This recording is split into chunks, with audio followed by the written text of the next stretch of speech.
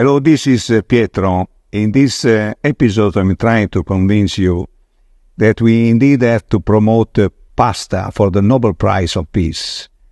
And of course, I'm starting from my experience in that direction, and I hope that at the end I will really convince you to support me in this initiative. So everything started with a friend of mine working in diffractive optics. We met in Germany. My background is in photonics, and at that time it was specifically on diffractive optics. These professors from Samara had indeed, let's say, a big innovation in diffractive, high-power diffractive optics. We started discussing how we could collaborate, and we spent, let's say, a lunch together, eating pasta, by the way. Then we decided to meet again in Samara. And here started everything. I was at that time a director in Fiat, so I had, from their point of view, a certain influence on their relationship with foreign company. At the same time, during the perestroika in Russia, the situation was not so good, let's say, in a polite way, let's say this. The University of Samara is, in fact, the Aerospace State University that at that time had as rector Professor Viktor Alexandrovich Soifer. So I met the rector and the sixth major director of the university at that time, which was a university of 10,000 people, by the way, and it was a room with a table of around 15 meters long.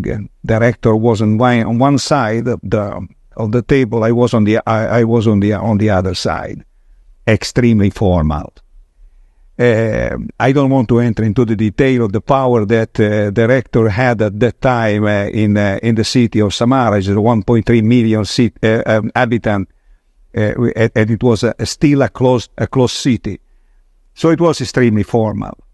We started talking of the reason why I was there, but the formality was unbelievable. So at a certain point I said, Professor Soifer, if you don't mind, I have with me a bag full of pasta and tomatoes.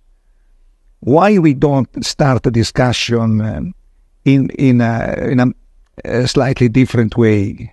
You put some vodka, I have pasta and tomatoes. And then he stopped me immediately saying, Pietro, let's meet this afternoon in my dacha with my best students, talking about diffractive optics and the rest.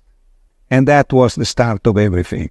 We met in his dacha in Samara. We also had the Russian sauna. Very, very interesting. It was the first time that they had the Russian sauna. We were about 20 people. I cooked pasta for the first time in my life. I would say that good pasta is made in a very different way. They came with a crate of vodka and other stuff.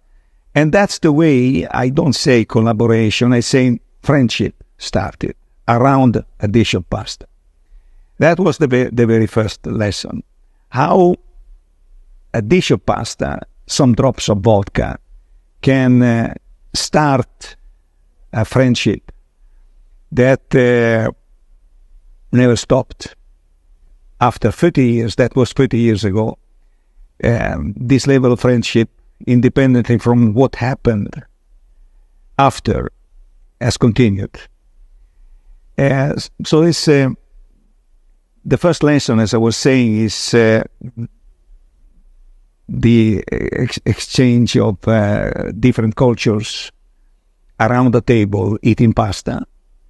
There is another lesson that I learned in the years, is that promoting healthy food is, let's say, important, in that junk food today is killing more people than what smoke and car accidents are doing. So it was also an opportunity to talk about our different cultures, but also the opportunity to talk on what healthy food could have on our life.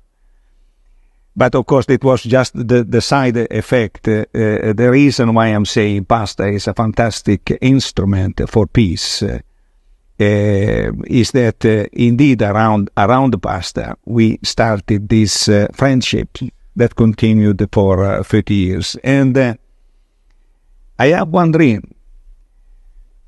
to repeat everything again in Russia in this moment, with the same people and others invited from other countries to demonstrate that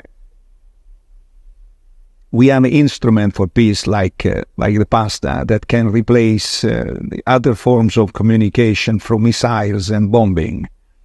So when I'm saying, finally, I'm concluding this small entertainment of you saying, more pasta, friends, more pasta, less missiles and less bombing.